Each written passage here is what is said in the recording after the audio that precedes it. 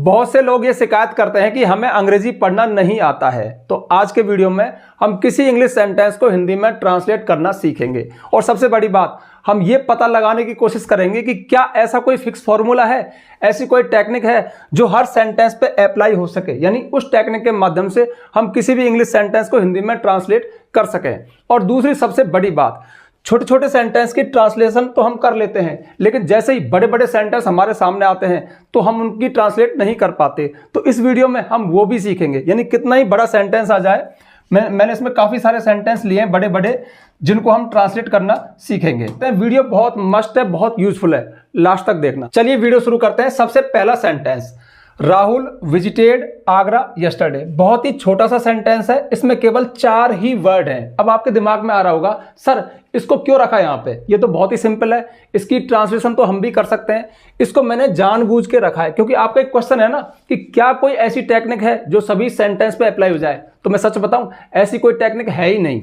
अच्छा, ऐसी टेक्निक क्यों नहीं है? इसका सिंपल सा आंसर ये है क्योंकि सेंटेंस अलग अलग वैरायटी के होते हैं, डिफरेंट टाइप के होते हैं, तो ऐसी कोई टेक्निक है ही नहीं जो सभी सेंटेंस पे अप्लाई हो जाए। लेकिन फिर भी हाँ, इस सेंटेंस को, इस छोटे से सेंटेंस को सबसे पहले रखने का रीजन यही है कि इसमें जो टेक्निक अप्लाई होगी ना, वो लगभग 70% सेंटेंस पे अप्लाई होती है। मतलब मोस्ट ऑफ सेंटेंस की ट्रांसलेशन उसी फॉर्मूला से की जाती है जिसकी मैं अभी इसकी आपके सामने करूंगा। तो देखिए, अंग्रेजी का कोई भी सेंटेंस ट्रांसलेशन के लिए आपके सामने आए तो सबसे पहली बात उसमें सब्जेक्ट का पता करो, क्योंकि हिंदी और इंग्लिश में एक ही कॉमन बात है बस कि दोनों में सब्जेक्ट सबसे पहले आता है, लिखने में भी और बोलने में भी। तो इस सेंटेंस का सब्जेक्ट क्या है? राहुल। तो राहुल मतलब नंबर 1 पे हम राहुल को बोलेंगे। अब ये बात अलग है कि हमारा सब्जेक्ट भी ऐसा हो सकता है कि हमें पहचान में ना आए, बड़ा सा 4-5 वर्ड में, उसकी चर्चा हम आगे करेंगे, लेकिन सबसे पहले राहुल नंबर 1 पे।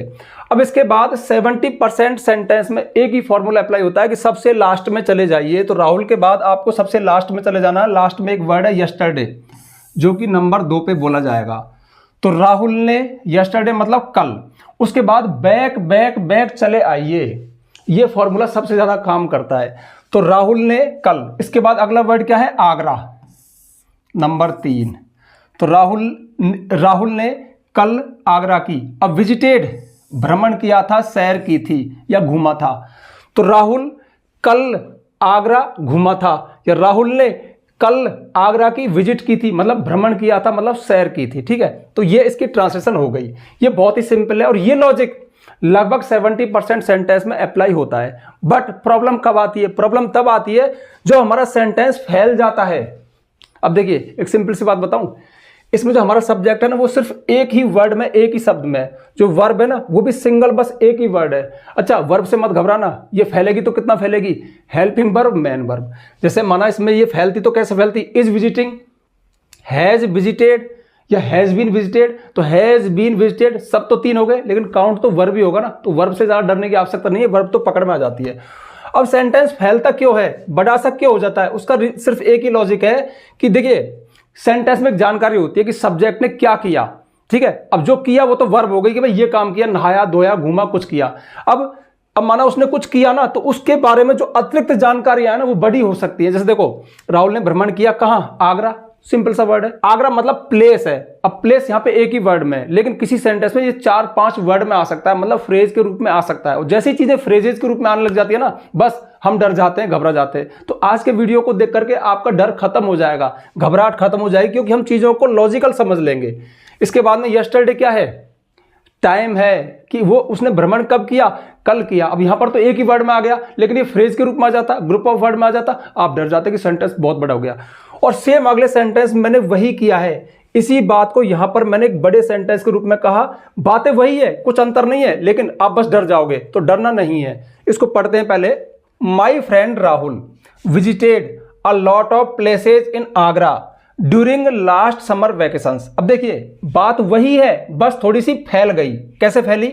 यहां पर जो सब्जेक्ट था राहुल, वो एक वर्ड में था, लेकिन यहां पे क्या थोड़ी विशेषता के साथ आया कि राहुल है ना, वो मेरा दोस्त है। तो माई फ्रेंड राहुल, यहां तक ये सब्जेक्ट है। अच्छा, सब्जेक्ट का पता कैसे करें? वर्ब से पहले जो जो वर्ड है ना, सब सब्जेक्ट है। ये एक फ्रेज के रूप में आया। ठीक है, उसके बाद में दूसरा क्या है? ये वर्ब है, विजिटेड, ये तो आपको पहले से ही पता है। अब देखिए, ऊपर वाले सेंटेंस में उसने आगरा के भ्रमण किया था, मतलब प्लेस आगरा था, लेकिन यहां पे क्या है, a lot of places in Agra. तो आगरा में बहुत सारी चीजों का, कहां घूमा, आगरा में बहुत सारे स्थानों पर। ठीक है, अब देखिए यहां पर सिर्फ ये एक ही वर्ड है, यहां पर 1 2 3 4 5 6 वर्ड में स्थान आया, प्लेस आया, और प्लेस को हम एडवर्बियल कहते हैं, तो ये एडवर्बियल है। अच्छा, एडवर्बियल बोलूंगा तो आप डर जाओगे, नहीं बोलूंगा, ठीक है, ये प्लेस है। ठीक है, अच्छा यहां पर वो कब घूमा, यस्टरडे, यहां पर क्या बता रहा है, ड्यूरिंग लास्ट समर वैकेशन, पिछली गर्मियों की छुट्टियों के दौरान। ये तो ये पूरा एक फ्रेज है जो टाइम बता रहा है। ठीक है, कब घूमा, कल, कब घूमा, पिछली गर्मियों की छुट्टियों के दौरान। तो यहां पर अब देखो लॉजिक वही है, सबसे पहले नंबर 1 पे कौन आएगा, सब्जेक्ट, उसके बाद में बैक चले जाइए, बैक में अब यहां पे वैकेशन एक वर्ड नहीं लेना है, बस आपको फ्रेजेस को तोड़ना आना चाहिए कि अब देखो बहुत सारे, आगरा में बहुत सारे स्थान, रुक जाओ, पिछली गर्मियों की छुट्टियों के दौरान, ये समय है, वो प्लेस है, बस ये आपको पहचान आना चाहिए कि फ्रेजेस जो है ना वो कहां से अलग हो रहे हैं, टाइम वाला कौन सा है, प्लेस वाला कौन सा है, रीजन वाला कौन सा है। तो ये नंबर 1 के बाद ये नंबर हो गया, सॉरी नंबर 2। ठीक है, यही आएगा नंबर 3 और नंबर 4 पे ये हो गया। तो देखो मेरा मित्र राहुल, मेरा मित्र राहुल पिछली गर्मियों की छुट्टियों के दौरान, मेरा मित्र राहुल पिछली गर्मियों की छुट्टियों के दौरान आगरा में बहुत सारे स्थानों पर विजिटेड, घूमा।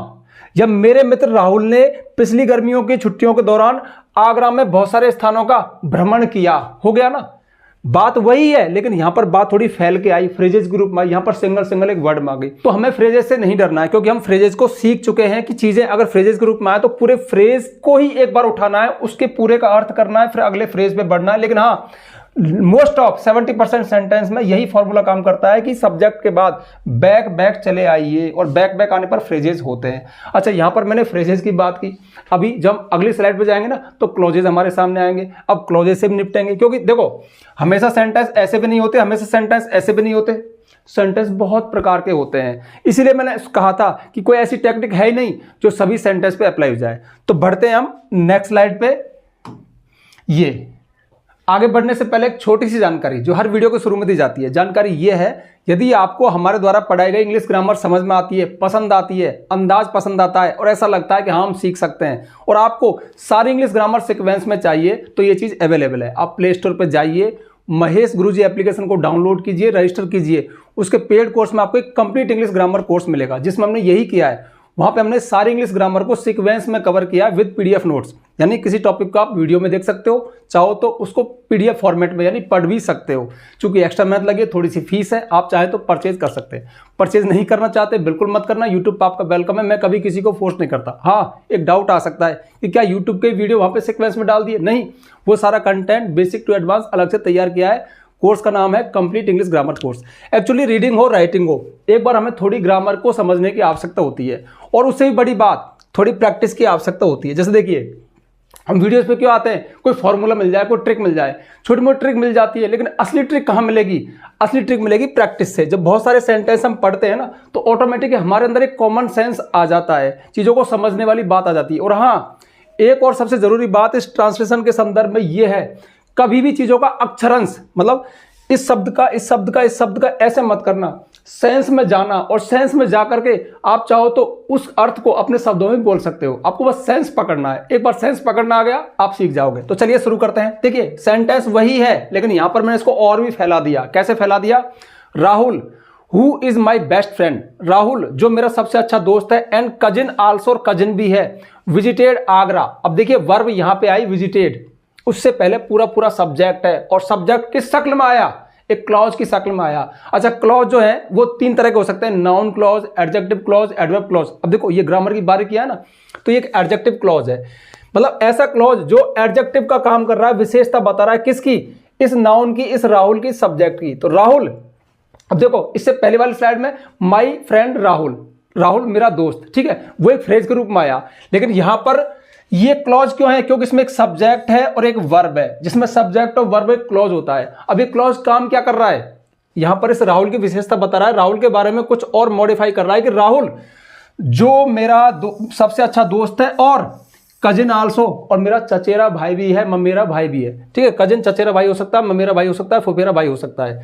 तो राहुल जो मेरा सबसे अच्छा दोस्त है, कजिन है। अब यहां पे क्या करना है, यहां पे वो वाला रूल फेल हो गया कि सब्जेक्ट को पकड़ो, उसके बाद में लास्ट से बैक बैक आ जाओ। अगर आप बैक बैक आ गए ना तो फिर ये गलत अर्थ हो जाएगा। कैसे? चलो मैं कर ही देता हूं। राहुल पिछली गर्मियों की छुट्टियों के दौरान which is famous for Taj Mahal, जो कि ताजमहल के लिए प्रसिद्ध है, आगरा घूमा, और जो मेरा सबसे अच्छा दोस्त और कजिन भी है। बहुत गड़बड़ सा हो गया ना, नहीं होगा। तो इसलिए वर्ब से पहले ये पूरा सब्जेक्ट है, तो इसको यहां तक एक बार पढ़ो कि राहुल, ये नंबर 1 में काउंट होगा पूरा।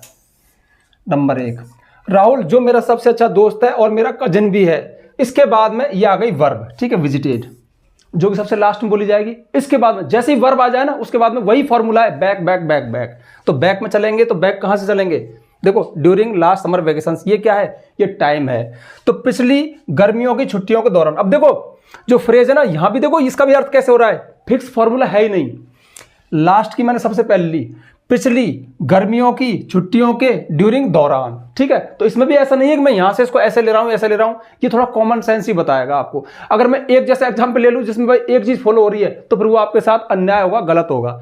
क्योंकि सच तो फिर सामने आता ही है यार। और सच ये है कि कोई फिक्स फॉर्मूला नहीं है, सिर्फ और सिर्फ प्रैक्टिस है, मेहनत है। हाँ, थोड़ी समझ जरूर आ रही है आपके अंदर कि भाई जो सब्जेक्ट है उसको यहाँ पे थोड़ा एडजेक्टिव के साथ बताया। एडजेक्टिव यहाँ पर ये क्लॉज की शक्ल में है।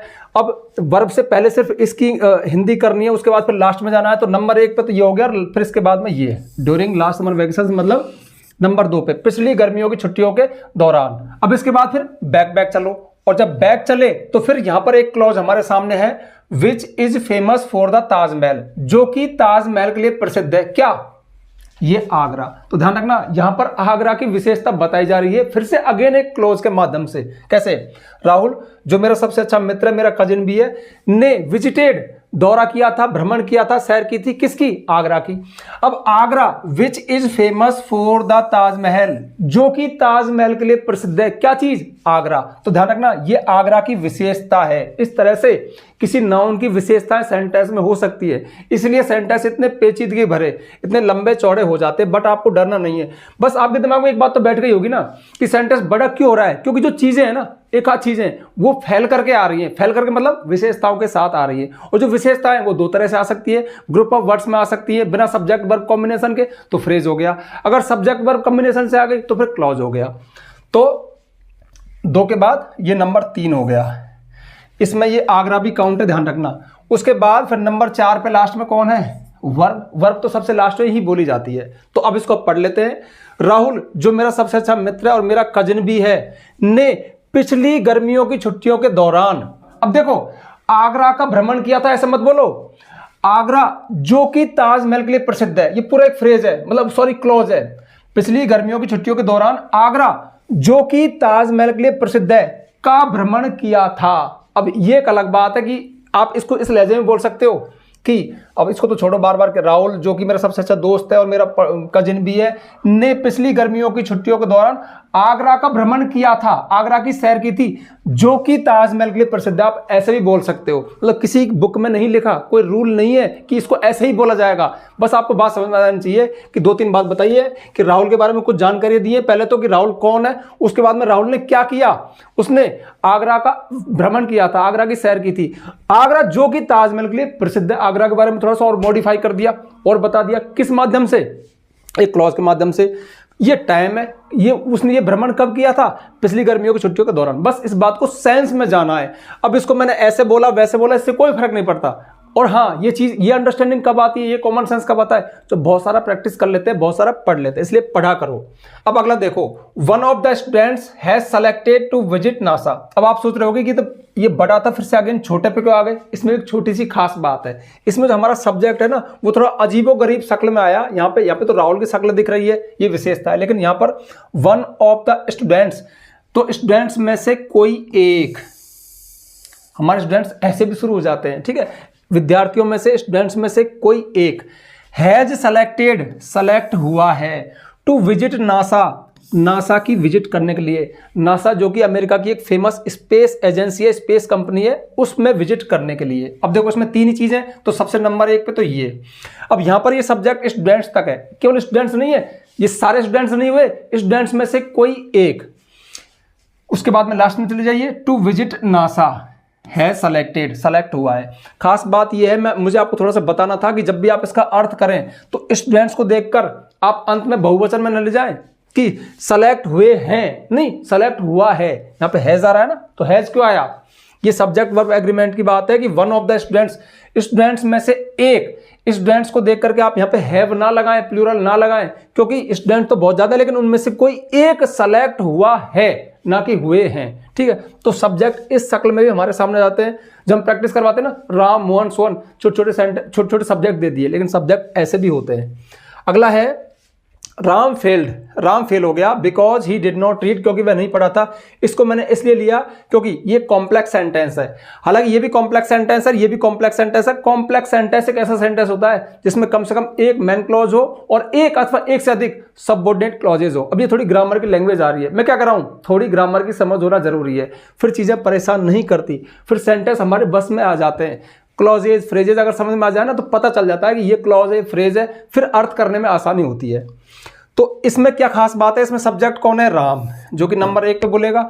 उसके बाद में अगर आपने उसी टेक्निक को काम में ले लिया कि बैक बैक आना है, तो फिर गलती हो जाएगी, क्योंकि इसमें 2 क्लॉज हैं, मेन क्लॉज है राम फेल। तो सेंटेंस में अगर क्लॉजेज हों तो उन क्लॉजेज की सेपरेट ट्रांसलेशन करो। जैसे राम फेल हो गया, तो 1 के बाद नंबर 2 ये आएगा, बस राम फेल हो गया था। ऐसा नहीं कि राम नहीं पढ़ा था, ये फिर गलत हो जाएगा, क्योंकि अब बिकॉज से अगला सेंटेंस शुरू हो गया, अगला क्लॉज शुरू हो गया, तो पहले इसकी, जैसे यहां पे भी तो क्लॉज था, Rahul who is my best friend and cousin also, subject verb है, क्लॉज है, तो पहले हमने इस क्लॉज को समेटा था, ना कि लास्ट में गए थे। उसी तरह से यहां पे भी एक क्लॉज है। ये अलग बात है कि ये एक सबऑर्डिनेट क्लॉज है और ये एक मैन क्लॉज है। अब ये सबऑर्डिनेट क्या होता है, मैन क्या होता है, ये मैं यहाँ पे रिवील नहीं करूंगा, बहुत सारे वीडियोज में कर दिया, वो वीडियो जाके आप देख लेना। यहाँ पे हम सिर्फ ट्रांसलेशन सीखे। तो राम फेल हो गया, उसके बाद क्योंकि नंबर 3।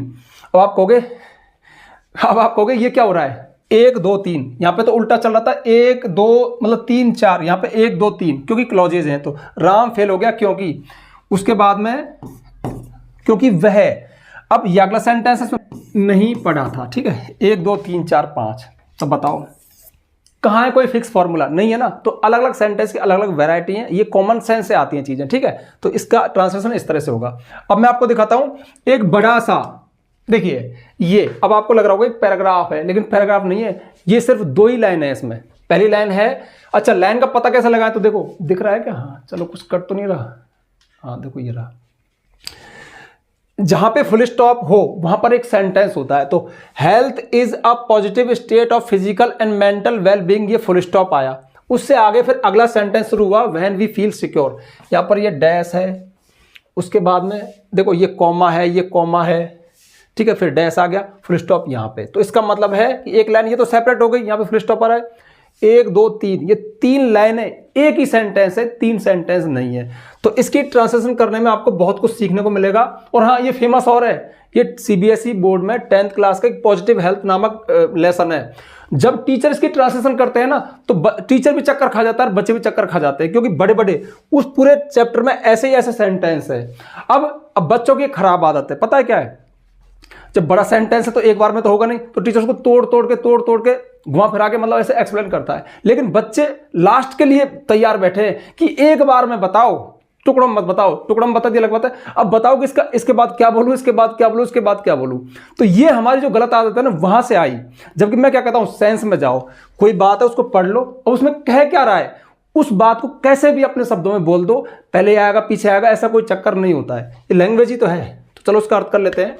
तो देखो, health is a positive state, स्वास्थ्य एक सकारात्मक स्थिति है, एक आदर्श स्थिति है, एक बेहतर स्थिति है, अच्छी स्थिति है, और physical and mental well being, शारीरिक और मानसिक रूप से स्वस्थ होने की। तो आदर्श स्वास्थ्य क्या है, नहीं स्वास्थ्य क्या है, मानसिक और शारीरिक स्वस्थता की एक आदर्श स्थिति का नाम स्वास्थ्य है। इसको कैसे ही बोल दो, कहने का मतलब है जब हम मानसिक रूप से भी स्वस्थ हों और शारीरिक रूप से भी स्वस्थ हों, तब हम एक आदर्श स्वास्थ्य की स्थिति में होते हैं, वही स्वास्थ्य है। ठीक है, ये तो सिंपल हो गया। अब देखो, व्हेन वी फील सिक्योर, जब हम सुरक्षित महसूस करते हैं, सिक्योर होता है सुरक्षित होना, जब हम सुरक्षित महसूस करते हैं, अब मैंने करते हैं क्यों बोला, फील प्रेजेंट इंडिफरेंट टेंस है, जब हम सुरक्षित महसूस करते हैं। अब देखो, बाय बीइंग फिजिकली हेल्दी, शारीरिक रूप से स्वस्थ होते हुए, तो एक फ्रेज ये आ गया, ठीक है, एंड फ्री फ्रॉम डिजीज, और बीमारियों से मुक्त होते हुए। एक फ्रेज ये आ गया, यहाँ पे फ्रेजेज है, क्लॉज नहीं है, सब्जेक्ट वर्ब फ्रेजेज में चल रहा है। मतलब हम सुरक्षित महसूस किस किस चीज से करते हैं, तो वो बातें बताई जा रही है। एक तो हम शारीरिक रूप से स्वस्थ रहते हुए, दूसरा बीमारियों से मुक्त रहते हुए। अगला फ्रेज है बाय फीलिंग कंटेंट, संतुष्टि महसूस करते हुए। एंड और by living in a comfortable and clean environment, और एक स्वच्छ और आरामदायक वातावरण में रहते हुए। तो कुल 4 फ्रेजेज में है। तो जब हम सुरक्षित महसूस करें इन स्थितियों में, किन किन स्थितियों में, शारीरिक रूप से स्वस्थ होते हुए और बीमारियों से मुक्त होते हुए और संतुष्टि महसूस करते हुए और एक आरामदायक और स्वच्छ वातावरण में रहते हुए, we are in a state of positive health. तब हम, अब ये तब हम इसमें नहीं है, ये अपने दिमाग से स्वाभाविक आ गया, कॉमन सेंस से ही आ गया। तब हम we are in a state of positive health, तब हम एक आदर्श स्वास्थ्य की स्थिति में है, एक सकारात्मक स्वास्थ्य की स्थिति में है। तो सकारात्मक स्वास्थ्य की स्थिति के लिए ये 4 चीजें होनी चाहिए जब हम सुरक्षित महसूस करें इन 4 स्थितियों में। अब आप कहोगे, पता है, अगर स्टूडेंट देखोगे, सर जी इकट्ठा बता दो, एक साथ बता दो। एक साथ समझने की जरूरत क्या है, इसको मतलब चीजों को समझना होता है भाई। इसमें एक आदर्श स्वास्थ्य की स्थिति बताई कि जब हम शारीरिक रूप से स्वस्थ हों, ठीक है, बीमारियों से मुक्त हों, जब संतुष्टि महसूस करें, स्वच्छ और आरामदायक वातावरण में रहें, तब हम एक आदर्श स्वास्थ्य की स्थिति में है। बस ऐसे बोल दो, और आपका मन करे तो किसी और तरीके से बोल दो, बट एक्सप्लेन उसी चीज को कर दो। तो कहने का मतलब है डरने वाली, घबराने वाली कोई बात नहीं है। अब इसको देखो, कोई भारी भरकम देखे तो समझो क्या है ये। अच्छा, मैंने इसको इतनी आसानी से क्यों कर दिया, बहुत साल पढ़ाया है। और फिर दूसरी बात, हम लगातार जब चीजों को रीड करते हैं ना, तो चीजें ऑटोमेटिक हमारे कॉमन सेंस में आ जाती है, हम समझने लग जाते हैं, भांपने लग जाते हैं कि यार लगभग इसका अर्थ ये होगा। ठीक है, अब देखो लास्ट स्लाइड में और कुछ मैंने रखा है यहां पे। मैं देखो, ये मैं इतनी सारी स्लाइड क्यों ली, जबकि बात समझ में आ गई होगी, ताकि आपके दिमाग में बात चली जाए, कोई फिक्स फॉर्मूला नहीं है। ये देखो कुछ इंपेरेटिव सेंटेंस है। क्लोज द डोर, दरवाजा बंद कर दो। अब देखो इनमें अलग ही सिस्टम आ रहा है। क्लोज द डोर, दरवाजा नंबर 1 पे पहले यहां से स्टार्ट हो गई है। क्लोज, बंद करो। ठीक है, एक खास बात, मैंने यहां पे कहा गो और लगा दिया फुल स्टॉप, तो अपने आप में एक सेंटेंस है जो बोलेगा जाओ। अगर गो के बाद फुल स्टॉप नहीं है तो गो मतलब जाना, लेकिन गो के बाद फुल स्टॉप है तो जाओ, कम के बाद फुल स्टॉप है तो आओ। तो ये दुनिया के सबसे छोटे सेंटेंस है, क्योंकि इंपेरेटिव सेंटेंस है, इनमें आदेश होता है। गो जाओ, कम आओ, प्ले खेलो, वॉच देखो, क्लोज बंद कर दो, ओपन खोलो, इस तरह से। अब इनके आगे कुछ और बढ़ा दे, ओपन द डोर, दरवाजा खोलो, क्लोज द डोर, दरवाजा बंद करो। ठीक है, अच्छा 1 और 2 उल्टा है ना, क्यों बताया, बता दिया तभी। कोई फिक्स फॉर्मूला नहीं है, अलग अलग सेंटेंस के अलग अलग पैटर्न होते हैं, उनका अलग अलग स्वभाव होता है, उनको उस तरीके से बोला जाता है। Bring me a glass of water. अब देखो, ब्रिंग मी, मेरे लिए ग्लास पानी लेके आओ, तो 1 ग्लास पानी, ब्रिंग मी, मुझे लाओ, या फिर मुझे 1 ग्लास पानी लेके आओ, तो मी से भी शुरू कर सकते हैं। तो कहने का मतलब है बहुत टफ चीज नहीं है, नॉर्मल सी बात है। डोंट गो आउट, बाहर मत जाओ, तो देखो बाहर मत जाओ, सॉरी बाहर मत जाओ, ये अलग ही पैटर्न को फॉलो कर रहा है। प्लीज डोंट गो आउट, कृपया, इसको पहले ही बोलना पड़ेगा, कृपया बाहर मत और जाओ, इसमें ये पैटर्न फॉलो हो रहा है। ठीक है, इंपेरेटिव सेंटेंस है। ये क्वेश्चन है, क्वेश्चन में देखो what are you doing at this time, तुम इस समय क्या कर रहे हो, तो तुम, चलो सब्जेक्ट नंबर 1 पे आया तुम, उसके बाद में फिर लास्ट में जाओ, इस समय नंबर 2 पे आ गया, क्या नंबर 3 पे आ गया, कर रहे नंबर 4 पे आ गया, हो 5 पे आ गया। तो 1 2 3 4 5, इसमें ये पैटर्न फॉलो हो रहा है। अच्छा, अब देखो ये जो मैं लिख रहा हूं ना, लिख तो दिया पर अच्छा भी नहीं लग रहा कि आप एक इस लेवल पे हो, इतना अच्छा पढ़ा रहे हो, फिर आप ये बना रहे हो, मतलब ये नंबर डाल रहे हो। तो नंबर डालना मतलब कोई बच्चों को पढ़ा रहे हो क्या। बट एक बात बताऊं, इंग्लिश में बहुत सारे लोग अभी बच्चे ही हैं, वो जिस तरह से कमेंट करते हैं, जिस तरह से फोन पे मुझे बताते हैं कि सर कोई टेक्निक बता दो सर जो सब पे फॉलो हो जाए, ऐसा नहीं होता। उसी भ्रम को तोड़ने के लिए मैंने ये वीडियो बनाया था। तो मैं समझता हूं कि इस वीडियो के माध्यम से काफी कुछ नॉलेज आपके दिमाग में चली गई होंगी। अंदर की जो चीजें हैं, बैक में जो होता है, वो आपके दिमाग में बैठा होगा कि ये सब ग्रामर का खेल है। और फिर सबसे मेन बात है कि आपको साइंस में जाना है, चीजों को समझना है। और हाँ, आपको इस दुनिया का कोई भी टीचर पढ़ना नहीं सिखा सकता, वो आप खुद सीखोगे। इसलिए रोजाना रीड किया करो। जब रीड करोगे तो वोकैबुलरी बढ़ेगी, आपका शब्दकोश बढ़ेगा, वर्ड आपके पास आएंगे, उनका अर्थ आप जानोगे, नई नई चीजें आपको पता चलेंगी। ठीक है, तो काफी सारी बातें इस वीडियो में हो चुकी है। मैं समझता हूं कि वीडियो आपके लिए काफी यूजफुल रहा होगा। तो जल्दी से वीडियो को लाइक कर दो, ज्यादा ज्यादा शेयर करना, चैनल पर नया है चैनल को सब्सक्राइब करना, बेल आइकन प्रेस करना, ताकि आपको आने वाले वीडियोस की नोटिफिकेशन मिल जाए। आज के लिए बस इतना ही, मिलते हैं नेक्स्ट वीडियो में नेक्स्ट टॉपिक के साथ। तब तक के लिए बाय।